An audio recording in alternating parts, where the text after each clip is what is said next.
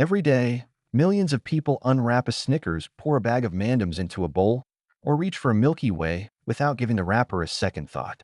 To most of us, they're simple pleasures, small moments of comfort during a busy day. But imagine if I told you that one of the world's sweetest companies was built on years of failure, a family divided by ambition, and a father and son whose greatest battle was never against a competitor, but against each other. Imagine if I told you that the empire behind those familiar candy bars might never have existed had one young boy not become too sick to play outside. History often celebrates the moment an empire rises. It rarely asks what had to happen before anyone noticed. Before the factories, before the billions of dollars, before the famous brands recognized in almost every country on Earth, there was only a quiet home in Minnesota and a child staring through a window. Outside, other children laughed, raced across dusty streets, and lived the carefree life every young boy dreamed of. Inside, Frank Mars remained alone. Illness had confined him to the house for months at a time, stealing from him something no child should lose, his freedom. Days felt endless. The world seemed to move without him. His mother, Elva, watched her son slowly surrender to boredom and disappointment. She couldn't cure his illness, but she refused to let it define his future. So she invited him into the warmest room in the house, the kitchen. There she placed simple ingredients onto a table: sugar, butter, chocolate, vanilla. Then she began teaching him how to make candy by hand. It wasn't a business lesson. It wasn't preparation for wealth. It was simply a mother trying to replace loneliness with purpose. As chocolate slowly melted over the stove, Frank watched ordinary ingredients become something that could make another person smile. He learned that patience mattered. Temperature mattered. Precision mattered. One mistake could ruin an entire batch. One careful adjustment could transform it into something unforgettable. Without realizing it, he was learning far more than candy making. He was learning resilience. Years later, people would assume the Mars Empire began with brilliant business strategy. It didn't. It began with a mother refusing to let hardship have the final word. Yet childhood lessons alone do not build billion-dollar companies. Adulthood arrived with problems far larger than anything Frank had faced as a boy. He married young, full of hope and determination, convinced he could provide a better future for his family. His son, Forrest, was born into that hope. Every father imagines becoming a hero in the eyes of his child. Frank imagined no differently. There was only one problem. His dreams consistently arrived before his success. He tried selling snacks. He tried starting businesses. He chased opportunities that looked promising from a distance, but collapsed when reality arrived. One venture failed. Then another. Then another. Each setback emptied his pockets a little further and quietly eroded the confidence of the people around him. Bills accumulated. Investors disappeared. Friends began offering sympathetic smiles instead of encouragement. Failure is difficult when you're alone. It becomes almost unbearable when your family is watching. Eventually, the strain became too much. His marriage broke apart, and with it came something far more painful than financial loss. His young son no longer grew up beside him. Forrest watched much of his father's struggle from a distance, forming opinions long before either of them realized how deeply those years would shape the future. Imagine being Frank Mars at that moment. The recipes his mother had taught him were still in his hands, but nearly everything else seemed to be slipping away. Many people would have accepted defeat, found steady work, and abandoned impossible dreams. Frank made a different decision. If life had stripped away almost everything, then he would rebuild from the one thing no one could take from him, what he knew how to create with his own hands. In a modest kitchen, with little money and even fewer guarantees, he began making candy once again. During the day, he searched for customers. At night, he experimented with recipes. Every sale mattered. Every satisfied customer meant another chance to continue. No newspapers cared. No one outside his neighborhood noticed. But history has an unusual habit of hiding its greatest turning points inside ordinary days. Frank believed he was simply trying to save his future. He had no way of knowing he was also preparing the stage for one of the greatest family rivalries in business history. Because somewhere else, a young boy named Forrest Mars was growing into a man. And unlike his father, Forrest wasn't learning how to survive failure. He was learning how never to accept it. Forrest Mars never forgot what it felt like to watch his father fail. Children rarely understand balance. They don't see effort. They see results. While Frank saw years of determination, Forrest saw unpaid bills, uncertainty, and promises that always seemed to belong to tomorrow instead of today. Those memories quietly shaped the man he would become. By the time he entered adulthood, Forrest had reached a conclusion that would define the rest of his life. He would never allow himself to fail the way he believed his father had. It was a promise he never announced, but every decision he made seemed to honor it. He studied relentlessly, questioned everything, and refused to accept an answer simply because someone older had given it. When he finally walked into his father's candy factory as a young man, he wasn't dazzled by the smell of chocolate or the excitement of seeing candy roll off the production line. He was looking for flaws. He noticed workers waiting for supplies. He noticed wasted movement on the factory floor. He noticed recipes that could be improved and machines that could work faster. Where Frank saw a business finally standing on its own feet, Forrest saw a company that still wasn't thinking big enough. It didn't take long before father and son began challenging one another. At first, the disagreements were small. Why buy that machine instead of this one? Why package the candy that way? Why settle for one city when the entire country was waiting? Employees learned to recognize the signs. When the two men disappeared into Frank's office and the door closed, conversations on the factory floor grew quieter. Nobody could hear the words, but everyone could feel the tension. They admired Frank. They respected Forrest. Choosing sides was impossible. One afternoon, everything changed because of something so ordinary that nobody would have remembered it had history taken a different path. Father and son stopped at a neighborhood soda fountain, the kind of place where families gathered after work and children watched milkshakes being mixed behind polished counters. Forrest ordered a chocolate malt. As he lifted the glass, he paused. He wasn't admiring the drink. He was studying it. Frank noticed. "What is it?" he asked. Forrest took another sip before answering. "People love this," he said quietly. "So why can't they carry it in their pocket?" Frank looked from a glass to his son. It sounded like an impossible idea. A milkshake wasn't something you carried. It melted. It spoiled. It belonged inside a glass. But Frank had learned something from years of failure. Sometimes the strangest ideas deserved a second look. Back at the factory, experiments began almost immediately. Batch after batch failed. Some were too heavy. Others were too dry. The texture was wrong. The flavor disappeared. Weeks became months. Yet neither man gave up. They weren't simply trying to invent another candy bar. Without realizing it, they were trying to capture a feeling, the taste of a favorite milkshake that people could enjoy anywhere. Finally, after countless attempts, someone cut open a freshly made bar. The nougat was soft. The caramel held perfectly. The chocolate sealed everything together exactly as Frank had hoped. For a few seconds, nobody spoke. Then someone tasted it. Another reached for a second piece. Frank didn't celebrate. Forrest didn't smile. They simply looked at each other, both understanding that something extraordinary had just happened. They called it the Milky Way. Within months, demand exploded beyond anything Frank had imagined. Orders poured in faster than the factory could fill them. Delivery trucks left before sunrise and returned empty. New workers were hired almost every week. For the first time in his life, Frank Mars wasn't wondering how to survive. He was wondering how fast he could grow. Newspapers began noticing the remarkable success of a candy company that seemed to have appeared almost overnight. Friends who once doubted him now congratulated him. Bankers who had once refused loans suddenly became eager to shake his hand. It looked as though every difficult year had finally been rewarded. But success has a way of exposing differences that failure keeps hidden. The more money the company earned, the more father and son disagreed about what should happen next. Frank believed he had finally earned the right to enjoy the life he had spent decades chasing. Forrest believed the company had only reached the starting line.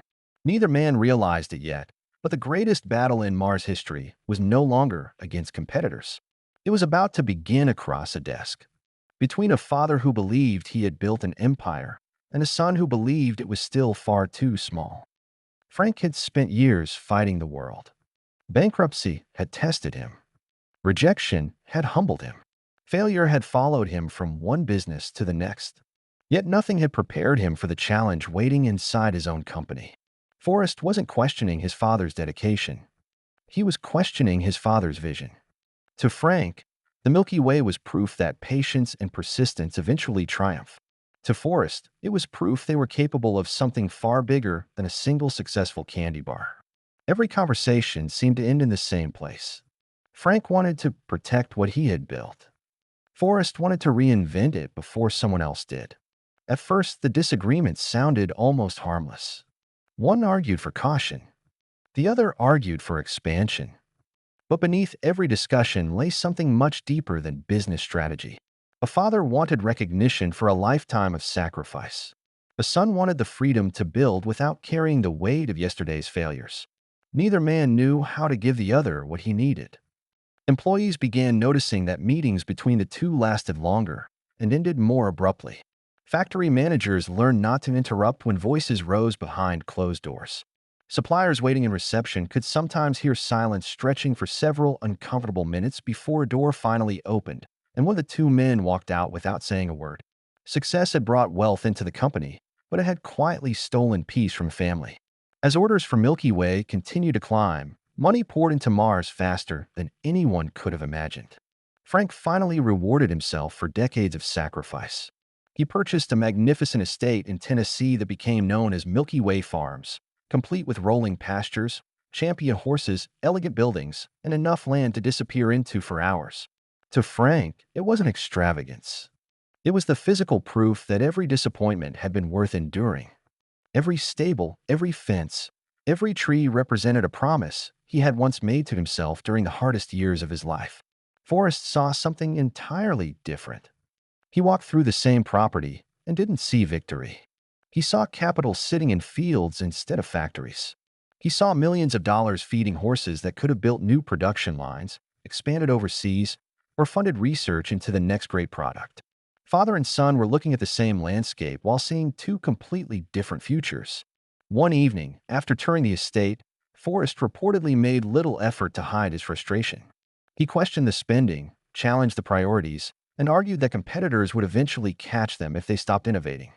Frank listened, but every word sounded less like advice and more like criticism.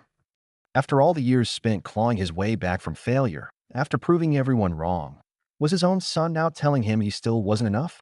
That question lingered long after the conversation ended. The tension reached a point where even small decisions became battles.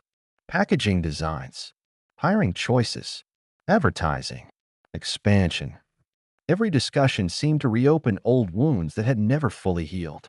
Then came the confrontation that would reshape not only the Mars family, but the entire confectionery industry. Accounts differ on the exact words spoken, but those closest to the company agreed on one thing. It was explosive. Forrest believed he deserved a substantial ownership stake in the business he was helping build. Frank believed ownership had to be earned through far more than ambition and criticism. Neither man was willing to retreat. Imagine the room. No reporters. No board of directors. No cameras recording history. Just a father and a son separated by years of unspoken resentment. Forrest believed the future was standing in front of him. Frank believed the past was being dismissed. The argument grew louder until anger overwhelmed restraint. Finally, Frank delivered the sentence that neither man would ever forget. If Forrest believed he could build a better company, then he should leave and prove it. It was spoken in frustration, perhaps expecting an apology or a compromise. Instead, Forrest accepted the challenge. In that instant, one of the greatest business partnerships in history came to an end. Forrest packed his belongings and prepared to leave America. But he wasn't leaving empty-handed. Part of the agreement gave him the rights to produce and sell the Milky Way outside the United States. To Frank, it probably seemed like a practical solution. England was thousands of miles away. Different tastes, different markets, different problems. He would keep America. Forrest could have the rest of the world. It sounded almost generous. Yet, history has a remarkable sense of irony. What looked like exile would become opportunity. As the ship carrying Forrest crossed the Atlantic, he stood at the rail watching America slowly disappear beyond the horizon. He wasn't carrying an empire. He wasn't even carrying certainty. He carried something much more dangerous, a determination to prove that his father had made the greatest mistake of his life. Neither man could possibly have imagined that this separation would eventually create products recognized by billions of people, transform a struggling European operation into a global powerhouse, and one day place the son in a position to reclaim the very company his father believed he had left behind forever. England didn't welcome Forrest Mars with applause. It welcomed him with uncertainty. The factories were smaller. The equipment was older. The customers preferred different flavors, different textures, and different traditions. Everything that had worked in America suddenly became a question instead of an answer. Many entrepreneurs would have copied the Milky Way exactly as it was and hoped for the best. Forrest refused. He had spent too many years criticizing his father's unwillingness to adapt. Now, history was asking whether he would live by the very standards he had demanded of everyone else. Instead of forcing Americans' favorite candy onto British customers, he did something that would become one of the defining principles of the Mars Empire. He listened. He watched what people bought. He noticed what they left behind. He paid attention to conversations in small shops and grocery stores. Gradually, he realized something that sounds obvious today, but was revolutionary at the time. People don't buy products because the inventor loves them. They buy products because they solve their own desires. So, Forrest changed the recipe. The British version became lighter, sweeter, and better suited to local tastes. It wasn't simply an exported Milky Way. It became something entirely new. The Mars bar was born. Once again, success arrived faster than anyone expected. Orders multiplied. Production expanded. Employees worked around the clock to keep up. Thousands of miles away, Frank was building his American company while, unknowingly, his son was building another empire under the same family name. The irony was extraordinary. The father had sent his son away to protect the business. Instead, he had doubled the family's future. But if you had visited Forrest's factory during those years, you probably wouldn't have described him as a happy man. Success never seemed to satisfy him. Workers quickly learned that perfection was not a goal inside a Mars factory. It was the minimum expectation. Forrest walked the production floor almost silently, noticing details that everyone else missed. A wrapper folded slightly crooked. A machine producing candy a fraction too slowly. Dust gathering beneath equipment. Nothing escaped his attention. Employees later recalled that a single mistake could stop an entire production line while Forrest demanded answers. Yet something remarkable also happened. Those same employees stayed. They worked harder than they had anywhere else. They were paid well, promoted from within, and expected to think instead of simply obey. Forrest demanded excellence because he demanded it first from himself. Every morning, he arrived believing the company could be better than it had been the day before. It was exhausting. It was relentless. And it was extraordinarily effective. Years later, business schools would study the Mars philosophy as though it had been carefully written inside a boardroom. In reality, much of it had been forged during a lifetime spent trying to prove one thing to one man. His father had been wrong about him. Then, history intervened. Across Europe, nations moved steadily toward another devastating war. As conflict spread, governments worried about weapons, fuel, medicine, and food. Chocolate hardly seemed important. Yet soldiers marching across deserts and jungles faced an unexpected problem. Ordinary chocolate melted almost immediately in the heat. It became sticky, messy, and nearly impossible to carry. Most people would have accepted that as an unavoidable inconvenience. Forrest didn't. He had built his entire career by refusing to accept problems that everyone else considered normal. During his travels, he noticed chocolate coated with a hard sugar shell, protecting it from heat and rough handling. The idea fascinated him, not because it tasted different, but because it solved the problem. That distinction mattered. Great entrepreneurs rarely begin by asking, "What can I sell?" They ask, "What problem can I solve?" Forrest returned to America carrying an idea that seemed almost too simple to change history. Create a chocolate that soldiers could carry in any climate without watching it melt in their hands. There was only one obstacle. America was preparing for war, and chocolate was becoming increasingly difficult to obtain. Without a reliable supplier, the idea would never leave the drawing board. That obstacle led to one of the most surprising partnerships in American business history. Forrest approached not a friend, but a competitor. The Hershey Company controlled much of the nation's chocolate supply, and its president, William Murray, recognized potential in the proposal. The agreement they reached was practical, unusual, and brilliant. Hershey would supply the chocolate. Forrest would build the product. Together, they created a new company whose name came from both families, Mars and Murray. The initials formed three simple letters that would eventually become recognized almost everywhere on Earth: Mandem. At first, there were no colorful television commercials, no supermarket displays stretching across entire aisles, and no worldwide advertising campaigns. The first customers wore military uniforms. American soldiers carried the candy across Europe, North Africa, and the Pacific because it survived conditions that destroyed ordinary chocolate. Long before children begged their parents for another bag, exhausted young men opened small cardboard tubes of Mandems during some of the darkest days of the Second World War. When peace finally returned, millions of soldiers came home carrying more than memories. They carried a taste they had grown to love. Families asked for the candy they had written about in letters home. Stores ordered more. Factories expanded again. Forrest stood watching production lines move faster than ever before, but this time there was no father standing beside him to witness what had become of the son he had once challenged to build something on his own. Sometimes history grants us success only after the person we most wanted to impress is no longer there to see it. Frank Mars never witnessed the moment that changed everything. In 1934, he died at just 50 years old, leaving behind a company that had finally escaped the years of struggle that had once defined his life. There would be no final conversation with Forrest. No quiet reconciliation between father and son. No opportunity to say the words that pride had buried beneath years of arguments. History is filled with men who lose fortunes and somehow find them again.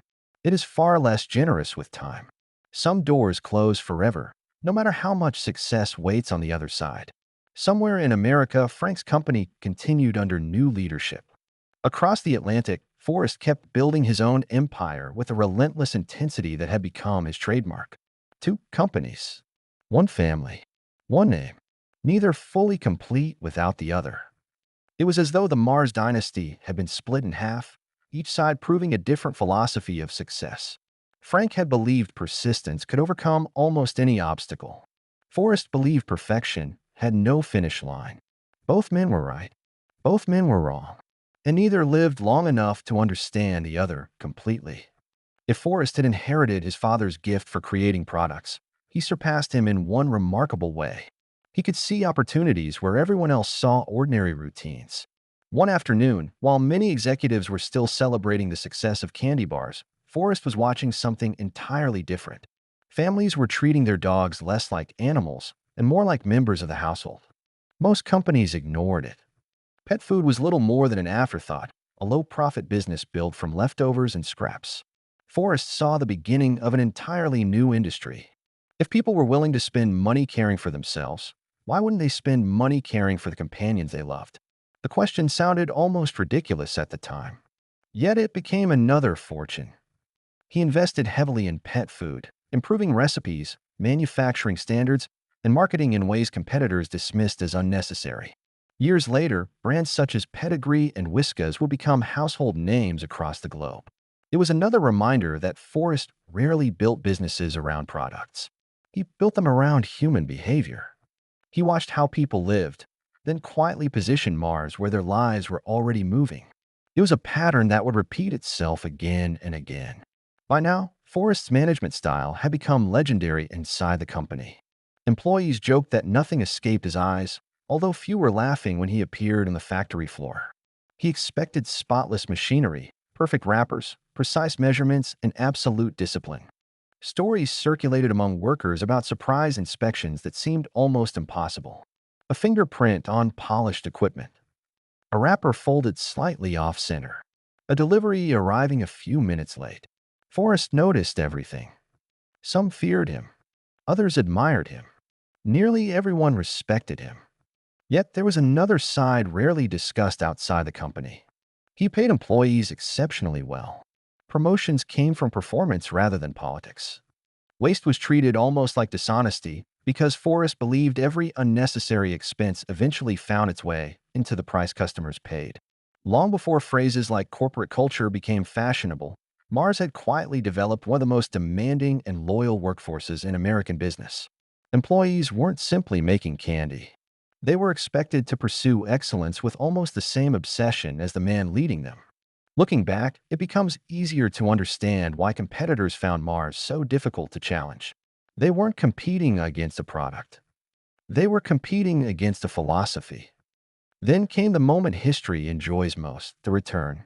More than 30 years had passed since Forrest had walked away from his father's company, carrying little more than determination and overseas rights to a candy bar.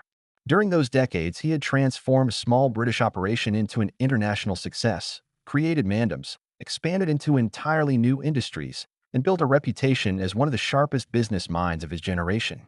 Meanwhile, the original Mars company had remained profitable, but many believed it had become comfortable. Forrest had spent decades proving himself beyond America's borders. Now he was coming home. In the early 1960s, circumstances finally allowed him to regain control of the company his father had founded. It wasn't an emotional homecoming. It wasn't a family reunion. It was a transformation. Employees who had grown accustomed to familiar routines suddenly found themselves working under a leader whose standards bordered on impossible. Departments were reorganized. Executives were replaced. Processes that had existed for years disappeared almost overnight. Forrest wasn't interested in preserving tradition simply because it was tradition. If something could be improved, it would be improved. If something no longer served the company, it was removed without hesitation. Some employees found the pace exhausting. Others found it exhilarating. But everyone understood the same thing. The son who had once been told to leave had returned, and this time he intended to build not merely the largest candy company in the world, but the most disciplined private business anyone had ever seen. Little did anyone realize that the greatest challenge facing the Mars Empire would not come from another candy manufacturer. It would emerge thousands of miles away, at the very beginning of a supply chain that most consumers never even thought about, forcing one of the world's most secretive families to confront questions that money, innovation, and success alone could never answer. The Mars family had spent nearly a century mastering one skill better than almost anyone else in business. They knew how to stay invisible. Unlike other billionaire families whose names filled newspapers and magazine covers, the Mars family seemed to disappear on purpose. They rarely gave interviews. Photographs were uncommon. Public appearances were carefully limited. Their headquarters reflected the same philosophy. Visitors expecting a glittering corporate palace instead found a modest brick building with almost nothing to announce that one of the largest private companies on Earth operated inside. There was no towering monument to success, no museum celebrating the family's achievements. It almost seemed as though the company wanted the world to enjoy its products while forgetting the people behind them. To Forrest, that wasn't unusual. It was deliberate. He believed attention was a distraction. Competitors could study advertisements. They could copy products. But they couldn't easily imitate a company they barely understood. Secrecy became another competitive advantage, protecting ideas, strategies, and financial information long before words like corporate intelligence became fashionable. For decades, the strategy worked brilliantly. While other companies fought for headlines, Mars quietly expanded across continents, purchasing businesses, entering new industries, and becoming larger than most people ever realized. By the beginning of the 21st century, the company had evolved into something Frank Mars would scarcely have recognized. Candy remained its public face, but behind that familiar image stood an empire stretching far beyond chocolate. Pet nutrition became one of its largest businesses. Veterinary hospitals joined the portfolio. Food brands continued expanding into kitchens around the world. Every acquisition followed the same disciplined pattern. Mars rarely bought companies simply because they were profitable. It looked for businesses where quality, efficiency, and long-term thinking could create advantages that competitors overlooked. While the public associated the family with Snickers and Mandams, executives inside the company increasingly understood a surprising truth. The future of Mars might have less to do with candy than with caring for millions of pets. It was another example of Forrest's philosophy in action. Never become trapped by yesterday's success. Keep searching for tomorrow's opportunity before someone else discovers it first. Then came a question no executive wanted to answer. It didn't begin inside a boardroom. It began thousands of miles away, on cocoa farms in West Africa. Investigative journalists and human rights organizations started documenting disturbing reports involving children working under dangerous conditions in parts of the cocoa supply chain. Images reached television screens around the world. Young boys carrying heavy sacks, children handling machetes, families trapped in cycles of poverty that stretched across generations. For many consumers, it was the first time they had considered where chocolate actually came from before arriving on a supermarket shelf. The report sent shockwaves throughout the entire chocolate industry. Mars wasn't alone. Other major manufacturers faced the same scrutiny because they often purchased cocoa through vast international supply networks involving countless independent farms, cooperatives, exporters, and suppliers. The situation was far more complicated than a single company controlling every step of production. Yet complexity offered little comfort to consumers who wanted simple answers. People asked a difficult question. If companies earned billions selling chocolate, how could children still be suffering at the beginning of the supply chain? It was a question with no easy response. The fourth generation inherited something no previous generation of the Mars family had ever faced. Frank Mars had fought poverty. Forrest Mars had fought competitors. Their children had fought for growth and global expansion. But the newest generation found itself confronting something far more unpredictable than any business rival: public opinion. The world had changed. Consumers no longer judged companies solely by the quality of their products. They wanted to know who made them, where ingredients came from, how workers were treated, and whether billion-dollar corporations accepted responsibility for problems that stretched far beyond their factory walls. The strategy of remaining silent, so effective for nearly a century, suddenly became a disadvantage. Silence no longer suggested confidence. To many people, it suggested avoidance. The family realized something that would have been almost unthinkable during Forrest's lifetime. If they refused to tell their own story, someone else would tell it for them, and that story might not be the one they wanted the world to hear. The response was cautious but significant. Mars began speaking more openly about sustainability, publishing reports that previous generations would never have considered releasing. The company invested billions of dollars into programs designed to improve farming communities, increase traceability throughout the cocoa supply chain, and support families whose livelihoods depended on cocoa production. New technology made it possible to map farms with GPS, follow shipments more accurately, and identify regions where children faced the greatest risk of entering dangerous labor. None of these efforts solved the problem overnight. No honest executive claimed they would, but they represented something important. For the first time, one of the world's most private companies acknowledged publicly that protecting its future meant confronting uncomfortable questions rather than avoiding them. Critics continued pressing for faster progress. Advocacy groups demanded greater accountability. Consumers remained divided. Yet, regardless of where the debate ultimately leads, the Mars family had entered a new era. The company that once believed secrecy was its greatest strength was slowly discovering that trust required something different: transparency. Perhaps the most fascinating part of this story is not what changed, but what never did. Walk through a Mars facility today, and echoes of Forrest Mars can still be found everywhere. Quality remains almost obsessive. Waste is treated as the enemy. Long-term thinking still outweighs chasing quick profits.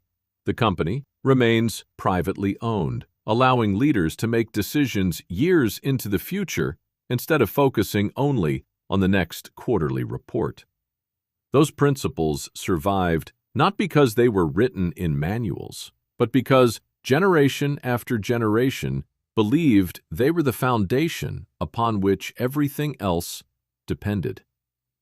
In many ways, The little lessons Frank learned beside his mother's kitchen stove still live inside one of the largest private companies on earth. Patience, precision, pride in craftsmanship. They have been passed from one generation to the next in forms neither Frank nor Elva could ever have imagined.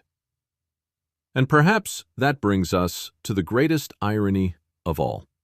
Most people remember Mars because of what they taste: chocolate, caramel, nougat, peanuts, a handful of colorful candies poured into a child's hand. Yet, the real story was never about candy.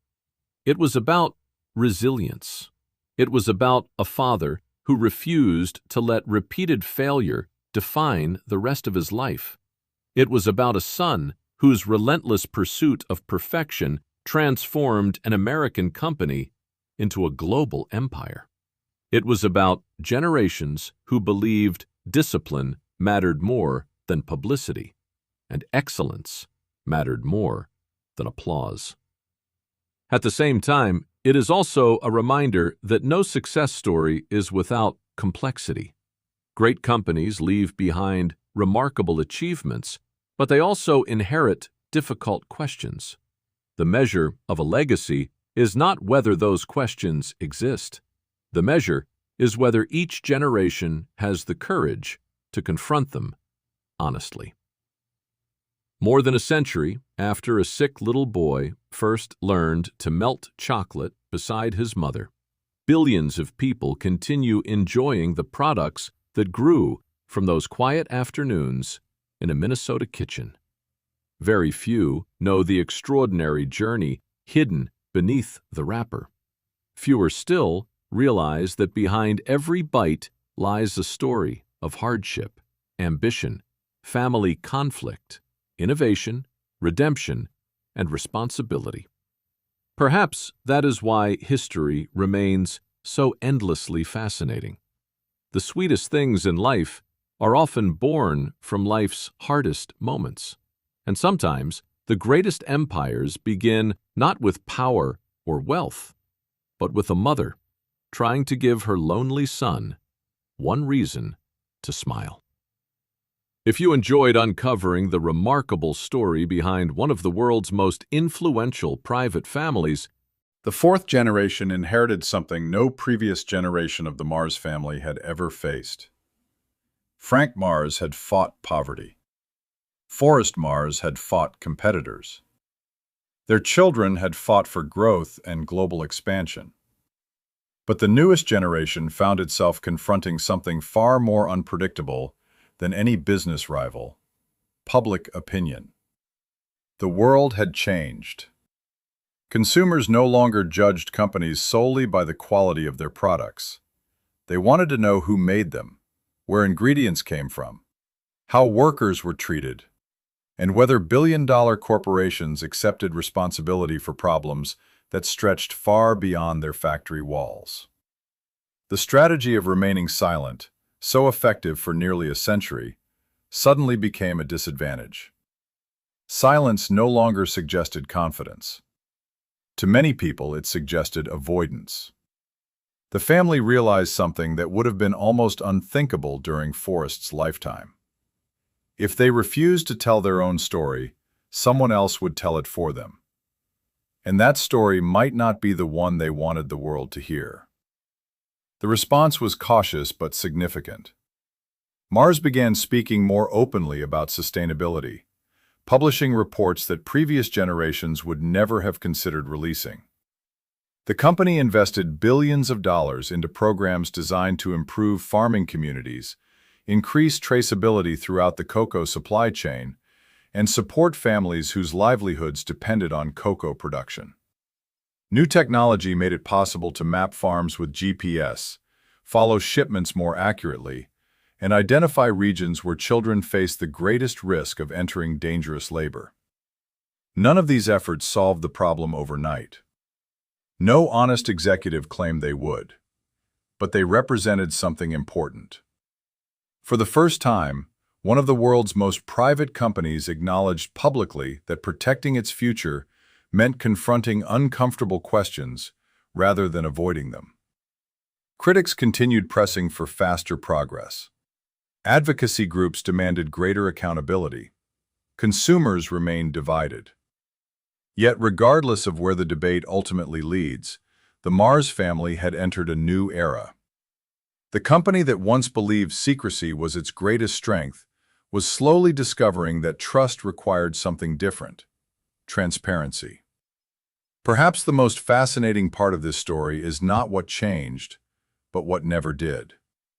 Walk through a Mars facility today, and echoes of Forest Mars can still be found everywhere. Quality remains almost obsessive. Waste is treated as the enemy. Long-term thinking still outweighs chasing quick profits. The company remains privately owned, allowing leaders to make decisions years into the future instead of focusing only on the next quarterly report. Those principles survived not because they were written in manuals, but because generation after generation believed they were the foundation upon which everything else depended.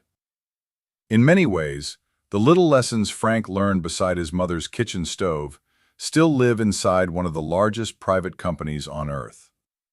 Patience, precision, pride in craftsmanship. They have been passed from one generation to the next in forms neither Frank nor Elva could ever have imagined. And perhaps that brings us to the greatest irony of all. Most people remember Mars because of what they taste: chocolate, caramel, nougat, peanuts. A handful of colorful candies poured into a child's hand. Yet the real story was never about candy. It was about resilience. It was about a father who refused to let repeated failure define the rest of his life. It was about a son whose relentless pursuit of perfection transformed an American company into a global empire. It was about generations who believed discipline mattered more than publicity and excellence mattered more than applause. At the same time, it is also a reminder that no success story is without complexity. Great companies leave behind remarkable achievements, but they also inherit difficult questions. The measure of a legacy is not whether those questions exist. The measure is whether each generation has the courage to confront them honestly. More than a century after a sick little boy first learned to melt chocolate beside his mother, billions of people continue enjoying the products that grew from those quiet afternoons in a Minnesota kitchen. Very few know the extraordinary journey hidden beneath the wrapper. Fewer still realize that behind every bite lies a story of hardship, ambition, family conflict, innovation, redemption, and responsibility. Perhaps that is why history remains so endlessly fascinating. The sweetest things in life are often born from life's hardest moments. And sometimes the greatest empires begin not with power or wealth, but with a mother trying to give her lonely son one reason to smile. If you enjoyed uncovering the remarkable story behind one of the world's most influential private families,